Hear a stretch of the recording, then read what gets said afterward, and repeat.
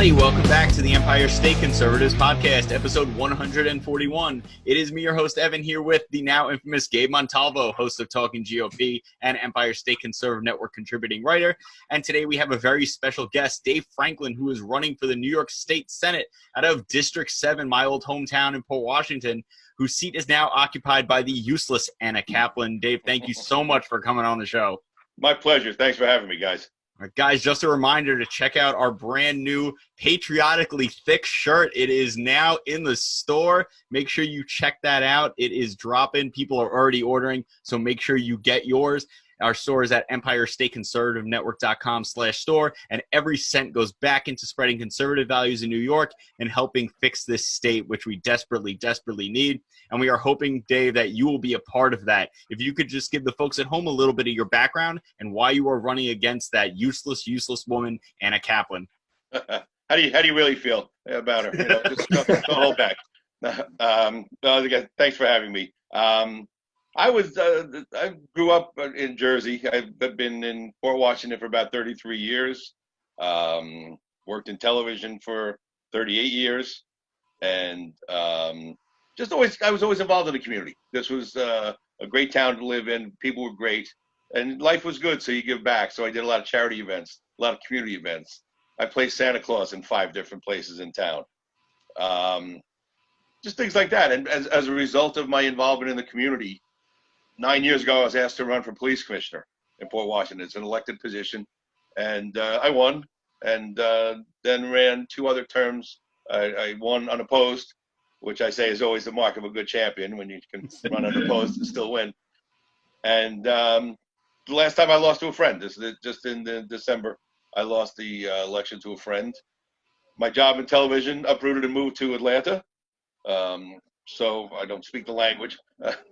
I stayed up in New York, and I always felt that, when one door closes, another one opens, and everything happens for a reason.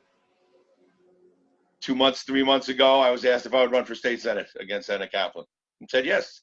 It's a chance to give back. So, it's my slogan is people, not politics, because it's got to be about the people. And I think a lot of politicians have forgotten the fact that we should be representing them, not, we're here for them, not the other way around. I mean, that is huge. A lot of the people who we've talked to who are like outsiders coming in, like yourself, like Liz Joy, like Beth Parlato, have said the same thing. And I think that's the biggest message that the politicians have forgotten, that they work for us, that they are there to fix things for us. They are not there to make things better for the government. And that is really something that has been lost in politics right now. I agree. And it's listening to people. People have something to say. If there's a problem, if you don't listen to them, you don't know what it is, you don't know how to fix it. So you have to just go into the towns and listen. Yeah. And that's what I plan on doing. I'm going to do a lot more town halls. I'm not going to go in and give the same speech to every town, thank you, goodbye, and wave and run to the next town. I have my Dave Franklin, here's what I believe in, and then sit down and listen the rest of the way. What do you think? What are you looking for? Gabe? That's great. Yeah, no, I was just going to say that it's amazing how we're seeing an increase of political outsiders really coming into the political arena, and all of their intentions, from especially the ones that we've had on the show, have always seemed to just give back, and that they're tired of how their state, their community, the direction, they're tired of the downward slope that it's headed in. And I say, personally, for me, it's a breath of fresh air, and it should be for many people who are tired of the same old career politician, handshaking, baby kissing type of, clean cut people, as they'd say. I mean, Dave, you even said that you were recommended to run for police commissioner. So that means that people trust you with their lives, and that you can ensure that, their safety. So, I think that your history speaks for itself. Thank you. As I said, it's public service, plain and simple. I hate politics. It's public service. It doesn't get any simpler than that. Yeah, I think the biggest thing is that people have been sick of politicians for years, and then not tug on Trump's drum too much, but Donald Trump came in out of nowhere as an outsider and said, "Hey, politicians are supposed to be working for the people. I'm going to work for the people." And I think that really did inspire a lot of people to be like, "Hey, instead of just complaining about politicians, let me run for office and try to get in there and do some good." And I think that's a big part of the Trump effect. No, I agree. His win was definitely a wake-up call. And the other nice thing is he's done everything he said he was going to do. It's true. You know, and that's also rare. How many politicians make promises and then they get into office? You know, they'll tell you anything you want to hear to get your vote, and then they get into office and you never hear from them again until 2 or 4 years later when they're running. Yeah, unless Joe Biden promised to sniff, people's hair, and then he doesn't. But other than that, let's get into your platform, Dave. We had you on for a very specific reason. I am in full support of you, but I want to get your message out to the people. So as the former police commissioner, a big issue for you is definitely that horrible, horrible bail reform that literally everybody hates. It is possibly one of the worst things ever put into place in New York. It's really bad. But so besides the fact that you're letting people just out of prison, the whole discovery issue with allowing people back to the scene of the crime, access to witness names and addresses and phone numbers, the whole thing is a complete disaster. Even Democrats have been talking about amending it. I am just saying they need to throw it out, Dave. What is your position on bail reform? Well, obviously, it's an obscene law. I don't know what they were thinking. I mean, the powers that be, the Democrats tend to have an all or nothing attitude. There was room in the middle. I mean, if you had a problem with bail, the judges need to have that flexibility to mandate a bail, or the fact that if it's a repeat offender and poses a threat to himself or to the public, should stay in jail and not get, don't just do an all or nothing. And just some of the crimes are just obscene, like using a child for a drug deal in school. You don't need bail for that anymore. Using child for pornography, yeah, you're having a bad day. We'll let you walk, come back in 4 days or whatever. Possession of weapons used, first, second, and third degree arson. I have a list. I got about 4 pages here. It just goes on and on. I mean, in New York City, they're allowing people out for assault. We had a woman assault 3 people in 3 days and kept getting out of jail. The whole thing's ridiculous. Yeah, and that's it. If you have nothing to lose, I don't know if you remember a couple of months ago, the guy that was arrested for the 137th time as he was walking out of the precinct, thanked the Democrats. Hey, bail reform is lit, people. Yeah, and but again, city's another story, and I don't want to get started on that because you've got criminals walking around. You let the criminals out. If a mask is good enough for us, why can't you give the criminals a mask and keep them in jail? You have to let these guys out. And they don't want them to get sick. This way they can get out and rape and murder and stab people. I mean, this is what's going on. We see stories every single day of a person released from prison, stabbed grandmother, stabbed child. Like, this is ridiculous. Why are you caring so much about the criminal, but not about the people in your community? That's the problem. These people live in the communities that are high crime areas. So what you're saying is you're so worried about looking like you're all for the people, right? The Democrats, you're all for the minorities, but you're putting dangerous criminals back on their streets. They don't think anything through. No, not at all. I agree with that. And now that everybody's locked up and staying in their homes, there's been an increase in car theft. I have one of the home alarm systems, and every day I get 5 or 6 messages. Oh, my car was stolen. My car was stolen.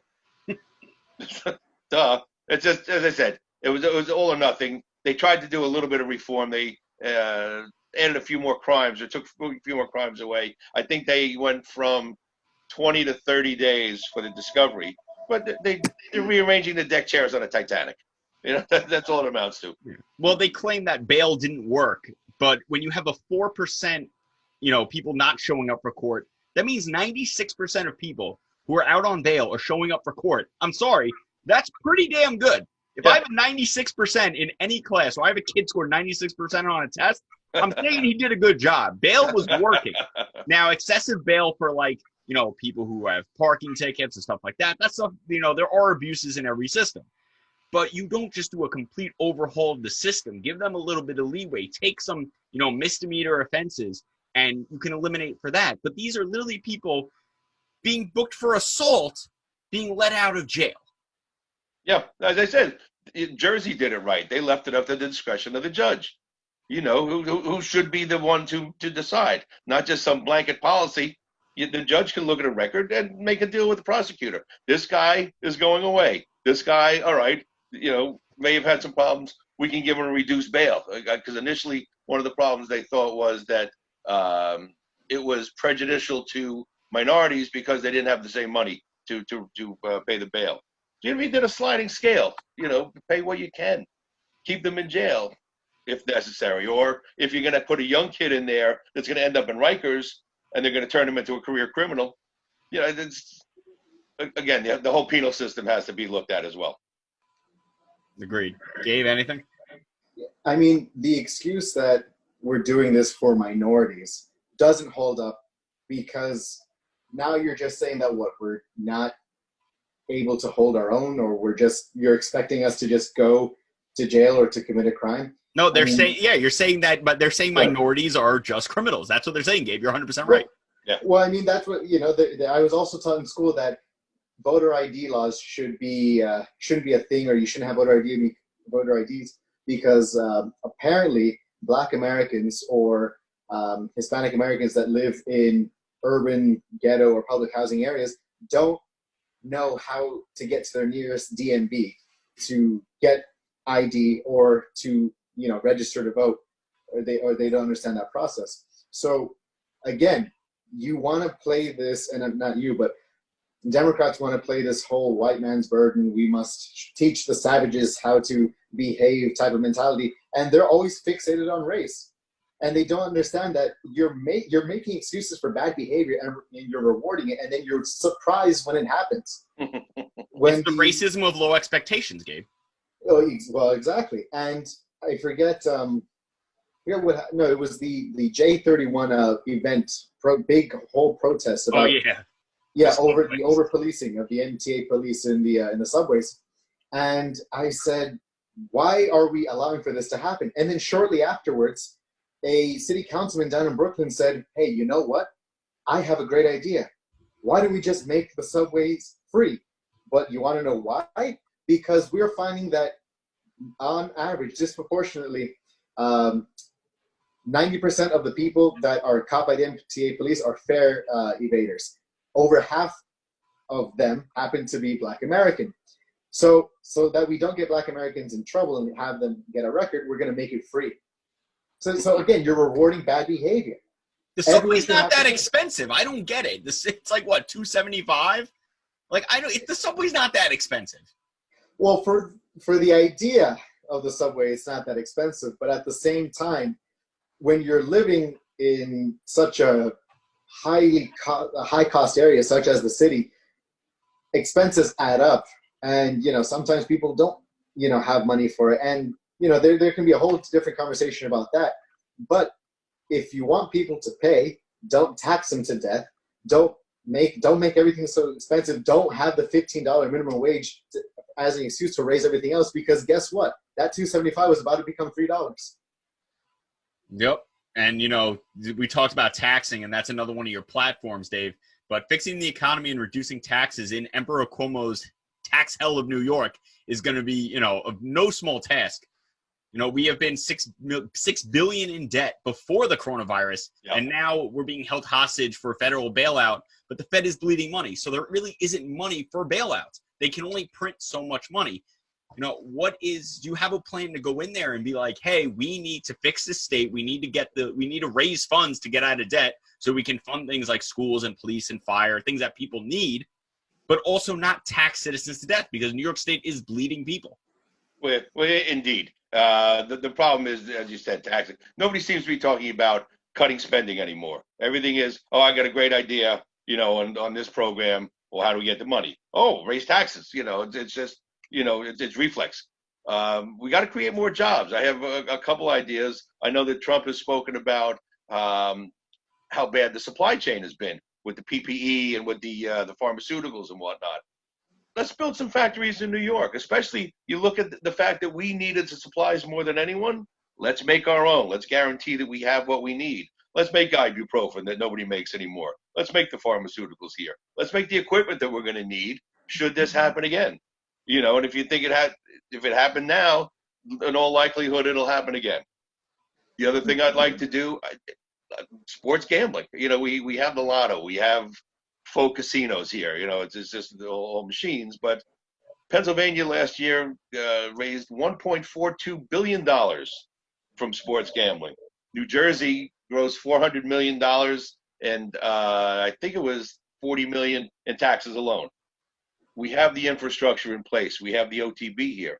It's just a question of adding a couple more tellers and a couple more booths. If you license out to some of the sports bars, you can make yourself a nice sports book that's got a restaurant, that's got a bar.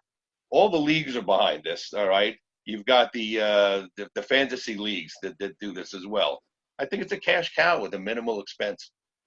I definitely like that idea. I also like the idea of opening up manufacturing in New York State. I mean, you have these towns upstate that some of them are being revitalized, but a lot of these dead towns could use an influx of jobs and stuff like that to bring money back into the town. You could revitalize all these places in the Catskills that are dying by putting in, a manufacturing plant. Put an ibuprofen plant up where, the Raleigh used to be, if the building's still even there.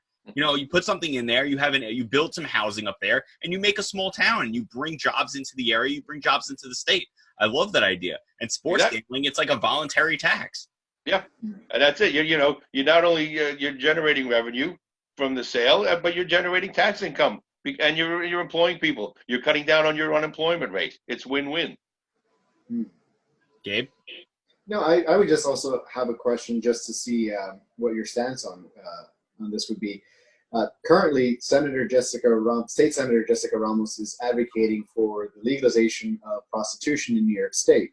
Now, if we look at Nevada, they do get a significant amount of income. The state gets income for the taxes because of it's just a very successful industry for them. Now, with that being said, being that we're talking about job creation, would you also be in favor of that? Oh, I'd have to give that some thought. I think there'd be a lot of health concerns that I would have. You'd have to go through a litmus test of having the men and women checked, regularly for disease. I don't know what the cost of that would be. It would be something to look at. I don't know, from a morality standpoint, I don't know if I would be in favor of it, but I would look at it. It's like marijuana. I don't think marijuana should be legalized recreationally right now. There's not enough study done on it. There was a 5-year study I saw from Colorado. It's the money's up. Obviously, it's a cash cow, but especially in New York, depending on how they would tax it, if you tax it too much, you're going to take the black market is still going to be involved. You're not going to get rid of the black market. Same thing with prostitution. If you're taxing it and you tax it too much, you're still going to have men and women on the street that are performing these acts that haven't been tested. Right. You just shut down Gabe's new career path. I'm not, You're funny. No, I mean, Gabe, what you do on the side is up to you. But Thank you. No, but what I was getting at was my biggest counter to the state senator's idea was the fact that what we're finding is that New York State is one of the top states in the country that deals with human trafficking and forced sex work. So whenever I hear that the my body, my choice, it's just let women do what they want to do, which is her position. It's not an economic position that she's taking. It's always been, she said to the New York Times, it's been the oldest profession. We can't stop it. We should just make it legalized because it's affecting minority women. So, and the Asian community. And I said, well, how about you clean up your district, your area, because it's running rampant down there in Jackson Heights or in Corona. So, Central Queens. So why don't you say that you're for women and actually help them that are being forced and are being raped every day? That's what a testimonial said, that she was being raped every single day for the amount of time that she was trapped within this syndicate. But we've seen this with the Democrats all the time. Instead of fixing a problem, so in my area, drug dealing is a problem. Instead of let's fix the community, let's make drugs, let's make drugs legal. Now it's not a crime anymore. Guess what? We just eliminated 50% of our crime, but you still have the behavior going on. So if you're having the human trafficking for prostitution and you legalize it, you're not solving the problem of human trafficking. You're just making the end game legal. It doesn't solve the problem. Making it hard to convict when it's illegal. Right. This is the problem with the Democrat Party. They are not actually there to, the problem with government in general, but they are not there to solve any problems. They are there to make it look like they have done something for the community instead of actually getting in there and doing something. You have Nancy Pelosi in Congress for 40 years now? And her district is one of the worst districts in the country. People are crapping in the streets over there. These politicians have forgotten what their duty is, and that is the biggest problem that we have right now. We need people who are going to go in and help communities as opposed to looking at making it seem like they've done something so they can get reelected. And again, that goes back to what I was saying earlier about being detached from your community. Okay, Nancy Pelosi wants everybody inclusion, everybody in, but she's in a gated community behind a wall. And as you said, San Francisco is now one of the worst. It's sad. Which once was a great city is now tent city. It looks like the courtyard in Duke before a basketball game with all the tents set up. There's a page you can follow on Instagram to see what's happening in Pelosi's district, in San Francisco, and I saw this. I guess you can call him an independent journalist or whatever. He goes and he takes a picture / video of a man smoking crack out of another man's anus. And they're mentally unstable, but you got to give them more needles. You got to keep just helping the problem. And now with, what is it? What's that title or chapter 13, title 13, something like that, where if you rob an establishment with the value being less than $950, it's just a misdemeanor. Right. But yeah, people are just running in and filling up garbage bags with merchandise. I mean, they're looking to decriminalize. That doesn't change the behavior. It encourages the behavior. If stealing a car is no longer a crime, if it's a violation and I get a ticket, and I could possibly steal someone's Mercedes and resell it, if I'm desperate, I might take that risk because I'm not going to go to prison. I might go to jail for a little while, but the risk versus reward now becomes the reward is much higher than the risk. The whole point of having laws on the books, it's to deter crime.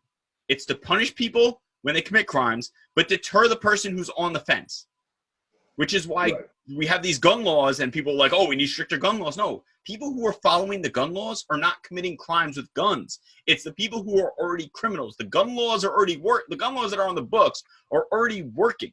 We use them to punish criminals. But you can't stop criminals. You can deter people who are on the fence, but you are never going to stop that criminal element. So this whole issue with, decriminalizing doesn't work. And they still haven't seen it because it's all about PR. It's all about how everything looks so they can get it's the same thing over and over again. I feel like I say it every episode. They are masters in PR. They are masters at looking like they care in order to keep their paycheck. Right. It's about the spin. And then they do their best Pontius Pilate, wash their hands of the situation. And if you decriminalize it, you don't have to deal with it anymore. It's really bad. It's sad. It's sad. All right, but the big thing in the news now is this coronavirus lockdown. While some states are reopening, parts of New York are reopening. Long Island we had this story of Nassau beaches opening and restricting it to Nassau County residents after Bill de Blasio said New York City beaches would be closed. I read somewhere today that he was planning on opening New York City beaches. I don't know if that's true. I just saw it in passing. But, the whole reopening of New York, if you are elected this year, it's going to be a long process. How are we getting people back on their feet for the small business owner that has basically lost almost everything during the shutdown? Well, fortunately, in a lot of places, especially here in Port Washington, at least some of the restaurants, people have looked out for their own community. They're going to some of the restaurants that are now takeout only. So they're surviving. Sadly, the waiters and bartenders aren't really making the money they did because if they're rotating, the waiters are now delivering your food to your car. But most people are being very generous in tipping them, and they're being very generous as far as frequenting these restaurants. So that being said, it's time to open. You look at the revolts, all the protests around the country. People are normally social. All right, you can't keep people locked up this long. People have to work. I mean, there's so much more than just the virus. There's the psychological factor of people being cooped up so long. There's the social factor, the financial factor. There's just, now Cuomo said this afternoon or this morning, he's not going to open up the summer camps, and there's not going to be any summer school. You got to get these kids out and playing with other kids. There's going to be, especially the young kids that are in what I call the wonder years, the formative years of their personality. this is going to be far more detrimental than the virus would be. Yeah. I used to work at a summer camp for the YMCA and an after-school program headed by them. So we would take, their kids parents' kids for the summer for, I think it was a total of an 8-week program. And you were able to send your kid for these 2-week sessions or however long or short you wanted them to be there. And we gave them the opportunity to learn how to swim, to actually, if they were in my group, we went for runs on the track or we played games in the park. We gave them actual exercise. We did STEM classes. I personally taught civics and U.S. history in with my group because I said it's important for you guys to know your rights and separate fact from myth. And that connection that I had because I was working with 12 to 14-year-olds was great because you would help them navigate and guide them through their adolescence when their parents were busy working at that time, and you're giving them an out to release that energy to unleash their creativity with our art programs. And now that that's not happening, parents are complaining now that their kids are too much for them to handle. Now imagine in the summertime when they literally have nothing else to do and you're expected to keep New York State in this state of emergency or however way you want to label this lockdown for another 2 years. It's insane. How are we supposed to do anything? And now, Evan, to what you said, Führer Wilhelm de Blasio is saying that he wants to slap you on the hand if you're going to go to the beach, and if you don't be good, we're going to close it, we're going to gate it off, and you're going to have to dot your I's and just smile and say, please open it up again. It's horrible. No, it's really ridiculous. And this whole the argument they use is that, if you care about doctors and nurses, then you'll stay home. But what about the small business owner? What about people who have clinical depression, who are now stuck in their homes and losing their jobs and are committing suicide? What about women who are stuck at home with abusive spouses and are being beaten? We've seen all these things rise. Domestic abuse is going up. Substance abuse is going up. By the governor's own admission, these things are going up. But if it saves one life, it's worth it. The same thing with banning guns, right? If it saves one life, it's worth it. But what about if it costs one life? If one person killed themselves because they lost everything in this quarantine, is that worth it now? They always want to play this game if it saves one life. That argument doesn't hold up. This is the problem with their whole mentality, their whole plan. It doesn't hold water. It's paper tigers. That's all it is. This I don't know if they're considering more than one life.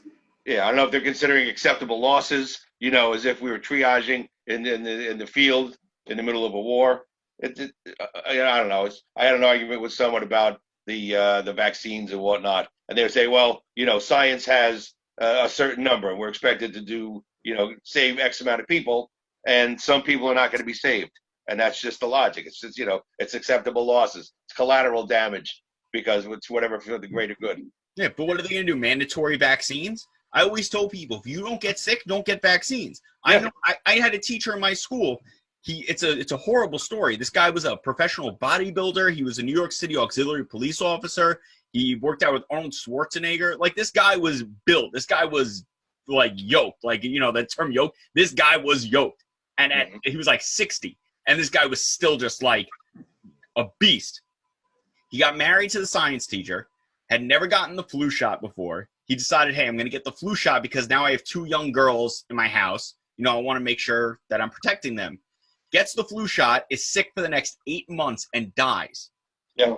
Because people die from the flu shot. If you don't get the flu, I never get the flu. The 1 year I got the flu shot, I got ridiculously sick.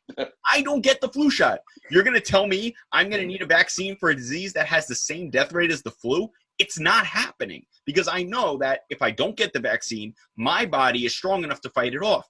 If you give me the vaccine, I might get ridiculously sick. I know people in medicine. My buddy who works in the ER literally told me every single vented patient that they had died. That was it. It was the wrong treatment. They shouldn't have done it, and it cost them so many lives because it was the wrong treatment. So now you're going to tell me to put my life in the hands of people making a vaccine for a disease that they still don't have a real treatment for or an approved treatment for or publicly approved treatment for, even though we all know what's going on behind the scenes. It's ridiculous. And all these people are like, well, if it saves one life, don't you respect doctors and nurses? I do. You know what? Who else I respect? Police officers. You know what? You shouldn't be committing crimes. Don't go speeding. Do you respect other drivers on the road? Don't go through a red light. Don't roll through a stop sign. Do you respect kids? You might run over a kid if you roll through a stop sign. The argument doesn't work. It's this all or nothing garbage. And I can't stand it. It's very frustrating. Agreed. As I said, all or nothing. You know, there's an in between. There's a middle ground that can satisfy it, but it's nobody ever looks for it. Yeah, I mean, you can stand in line at Walmart, but you can't stand in line to go vote in November, or you can't stand in line at your local business. It's ridiculous. I understand bars and restaurants and stuff where people are super close proximity. That's a completely different story.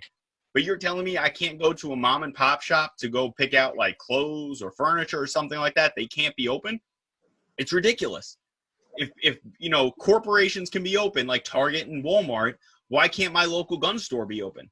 If they're just as safe, they can be even cleaner than Walmart because they'll have someone dedicated to cleaning, and it's a smaller shop with less people going in. The whole thing, it's all nonsense. Well, it's funny you talk about, going into stores and restaurants and whatnot. If you look at the bars, I think in Wisconsin and places where they've relaxed the rules, it's like the end of prohibition.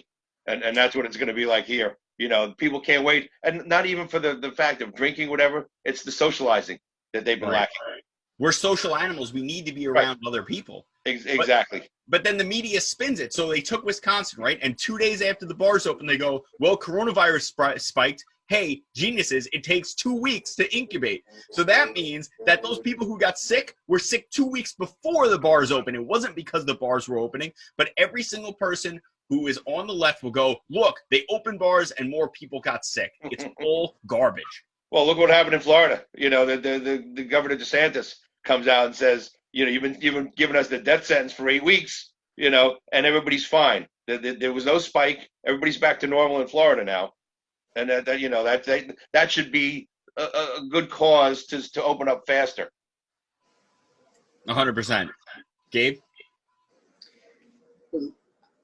This virus that's right here in my house. You can see it's right there. Sorry for those who only listen on the audio. We're okay in this household. It's just you'd get it. Watch our videos. But this virus has actually, I feel that this virus has actually caused us more damage than good to our psyche. It has put people to succumb to despair. I recently walked outside without a mask. If you'd like, you can call the NYPD and, they'll straighten me out, I guess. Open invitation. But I walked outside without a mask, and I did what I did. The first time that I saw the fear in people's eyes, I actually smiled at people. I smiled at them, and I said, just like, Howard, like that look of assertion, like, it's going to be okay. And from their mask, you can see like wow, like, I haven't had that sort of contact. Like, just that small thing brought them back. Like, yeah, people exist, and it's not that bad. And for something that we have over 99% chance of actually surviving, to have just thrown everything away, where we have now had people arrested for practicing their First Amendment rights, is insane. And you're going to tell me that the piece of cloth that I'm putting around my face, or that you're putting around your face, that isn't a gas mask or an N95 mask, that's really going to be effective?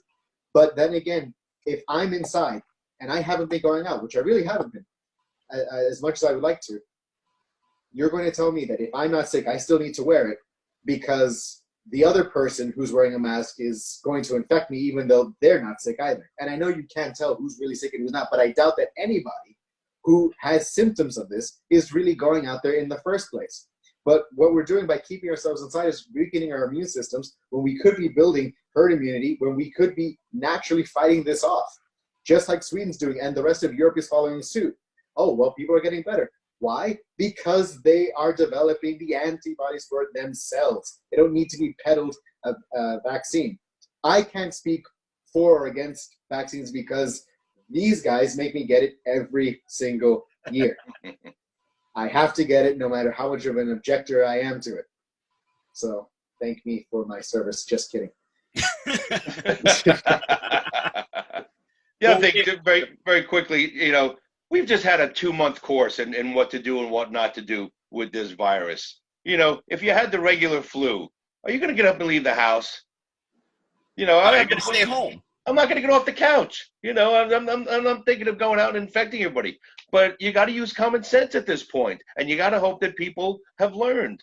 If you think you're susceptible, all right, if you have an existing condition, you should probably still stay home. If not, if you're feeling fine, if you're younger than 60 or even 50, you should be out and working. Okay, there are certain segments of the population that should be working. I don't see closing the schools. All right, if no kids are getting it, although they're getting this Kawasaki disease all of a sudden, that lasted for about a week or two.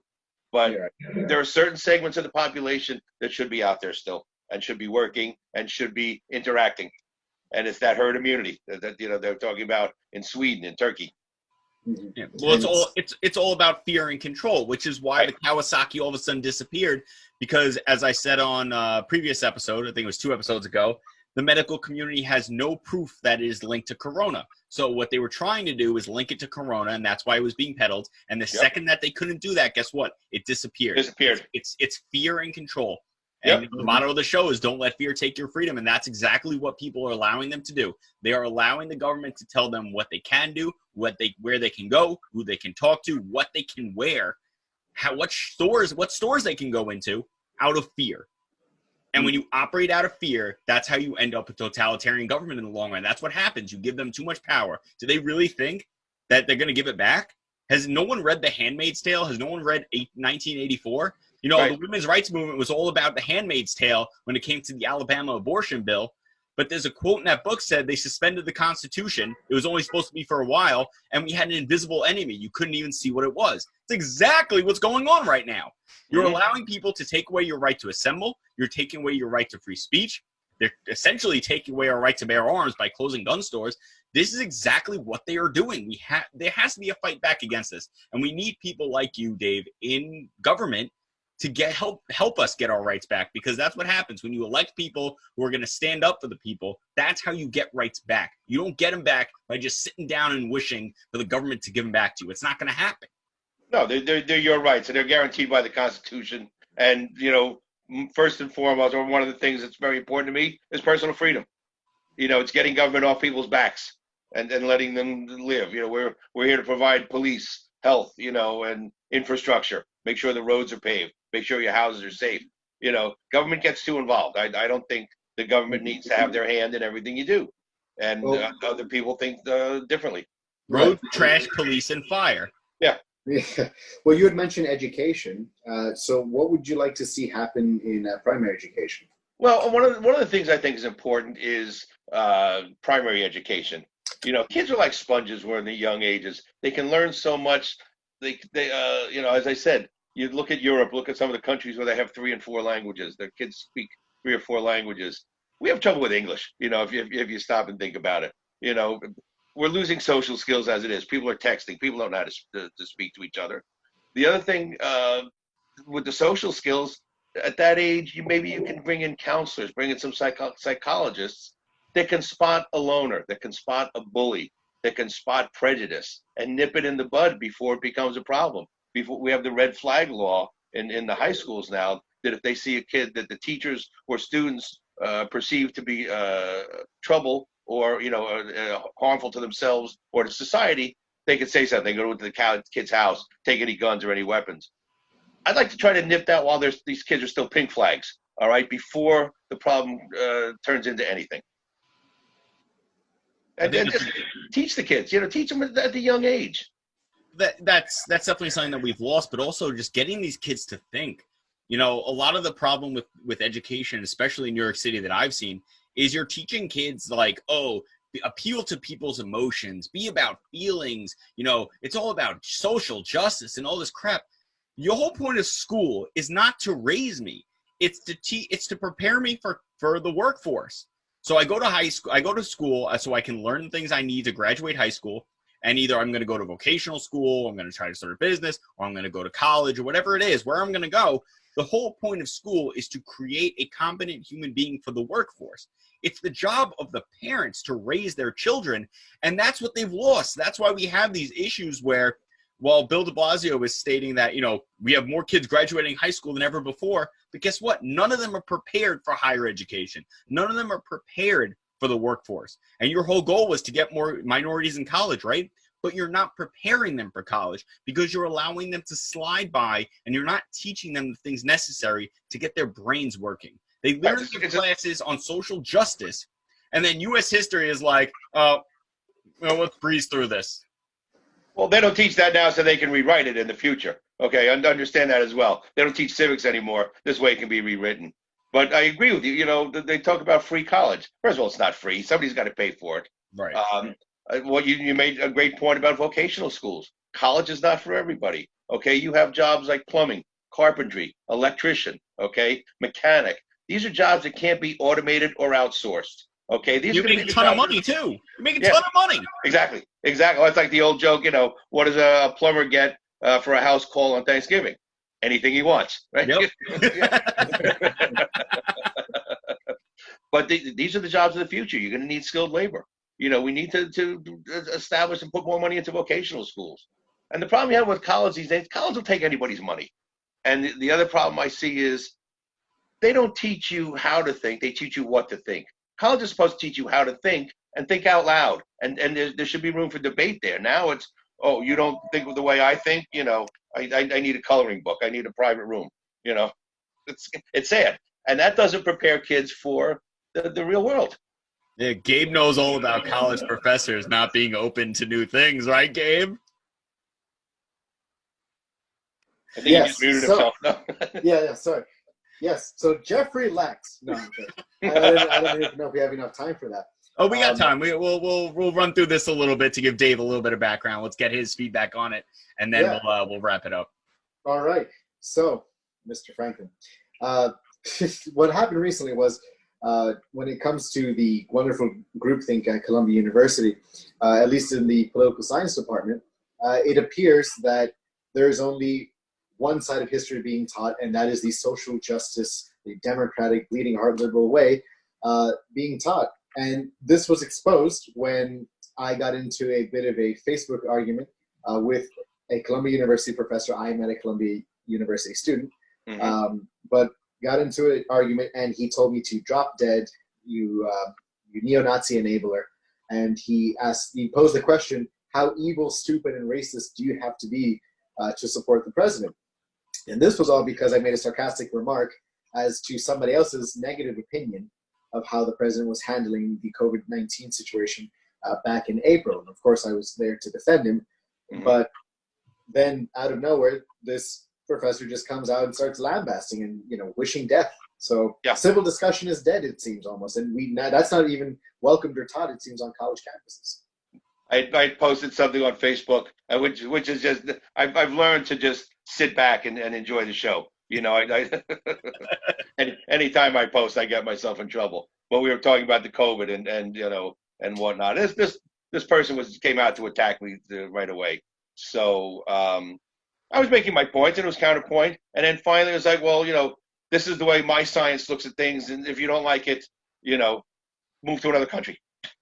Yeah, I mean, but we're kind of moving towards what I like to think of as kind of a Star Wars mentality, where we have the left as the Sith, where it's, if you don't agree with me, then you're my enemy and you're an evil racist and you need to die.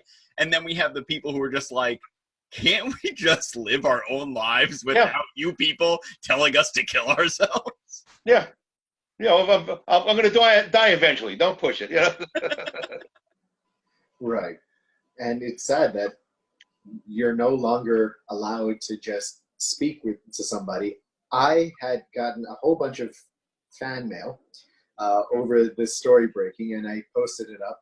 And someone said, well, how come you don't comment on the people or respond to the people who are actually nice to you? And then somebody else responded like, oh, he just wants to spread the narrative. And I said, sorry, I didn't see this earlier. I happen to have been getting a lot of notifications from the story blowing up at the time. And I said, it's not that I don't want to address it. And I actually thanked them, and I appreciated them for actually saying, hey, we think differently from you, but we're still civil. we're still civil in all of this. And I said, thank you, because you were the only two people who actually reached out to me to discuss this or to see what was the big deal about, that didn't say something horrible or didn't call me names or didn't. And this isn't because I'm sensitive. It doesn't faze me. All I was doing was highlighting the fact that why was there so much outrage and hate? And I said to those to the people that were inquiring, I said, listen, I have not called for anyone to go message Columbia, harass the professor, or anything like that. If you do that, that's on your own admission, but I never asked for it. And no one can even say that I did or even wanted that to happen. Mm-hmm. I mean, if someone did that, that was on their own time. And I said, thank you for at least showing me or giving me some more hope that, I already knew that not everyone was like that, but you at least put it there in that comment section and showed to many people that were active on that post at the time that there are people that will listen. And that's some of the stuff that we need to highlight. Agreed. I think a big issue that we've had is that we've had all these years of, don't talk politics. It's just going to start an argument, as opposed to, hey, I have a differing opinion. We can talk about it. You can believe what you want to believe. I'll tell you my position, and you don't have to agree with me. We've come into a society where you have to only listen to people that confirm your opinion. If you're right-leaning, you're only going to watch Fox News. And if you're left-leaning, you only watch CNN. I don't watch either of them because they're both full of crap, but that's not the point. The point is everyone's looking for confirmation bias instead of just opening their mind to other things. The reason why I landed on the path that I landed on was because I think for myself, I was open to new ideas. Before, when I was younger, I thought the government was great. I thought they did a whole bunch of great stuff. It was awesome. I was a proud American. I didn't know any better. The more research I did, the more I realized that if you give the government too much power, they will abuse it, because the government is made up of regular people. They don't know better than us. They are elected by us to serve us. And half the country has forgotten that. And that's a big problem. Well, back in, I've 1 or 2 years on you guys. There was always question authority. It was your duty to question authority. Now it's it's an elitist society. It's the politicians are up here, we're somewhere down here in the muck and mire. What was it? The Michigan governor said that retaliating against totalitarian government or rebelling against totalitarian government is not the American way. That's the definition of the American way. It's how we started the country. That's a mic drop moment right there. Yeah. Oh, God, really? But guys, you don't want to say anything else. You don't want them to say anything else. That's why. No, definitely not. But guys, that's going to be our show for today. I'd like to thank you again, Dave, for coming on. If you could just tell the folks at home where they can find you online, should they choose to get more information about your campaign or donate to you. Sure. My website is franklinforsenate.com. Franklin, Franklin, the word for FOR, and Senate, Senate.com. On Facebook, I'm Dave Franklin for State Senate. And that's about it. Guys, thank you so much for your time. I appreciate this. I enjoyed this. I really appreciate having you on. We love to highlight people who we think are going to make a real difference in the state. That's a big part of why we started this, was to make change in New York. Yeah. So, we see the path that it's down, and it's unacceptable. And the only way to make change is to stand up and do something. I will do my best. And as I said, it's about the people. It's people, not politics. And that's my credo. I like that. Gabe, why don't you tell the folks at home where they can find you online? I know there's so many places since you're blowing up, super famous right now. Gabe Montalvo with the Fresh Shave. But tell the people where they can find you. Thank you. So you can follow me on Instagram at Baron.Montalvo, Baron.Montalvo, and on Twitter, Baron_Montalvo. And I will always say this, it's here to take off Evan Ross. So you can also follow me on Facebook at Gabriel E. Montalvo. And if you want to support the Hispanic conservative movement, be sure to follow the RNHA New York chapter on Facebook. With that being said, use code GABE10. Use code GABE10 because they're not telling you that you can save money using my name and it's number 10 on it on their store to get their shirts. And believe me, some of it is very thickly, patriotically, very thickly. I said that wrong on purpose. And make sure the guys that you check out Gabe's first article on EmpireStateConservative.com. Hopefully soon it will be accompanied by some other amazing writing. Gabe is very talented, which is why we brought him on board. But make sure you check that stuff out, and make sure you follow us on Instagram at GetRedPilledNY. Make sure you follow us on Facebook at Empire State Conservatives, on Twitter sometimes at Empire State Cons. And please check out our store, EmpireStateConservative.com/store. Just a reminder, all the money that we get from there goes back into the network so that we can spread our message, so we can bring people like Dave on, so we can bring, money towards campaigns for real conservatives so that we can help fix New York. That is the message. That is the mission. So for that, I'm Evan. That's Gabe. Dave, thanks again for coming on. Thank you. Make sure you wash your hands and don't let fear take your freedom.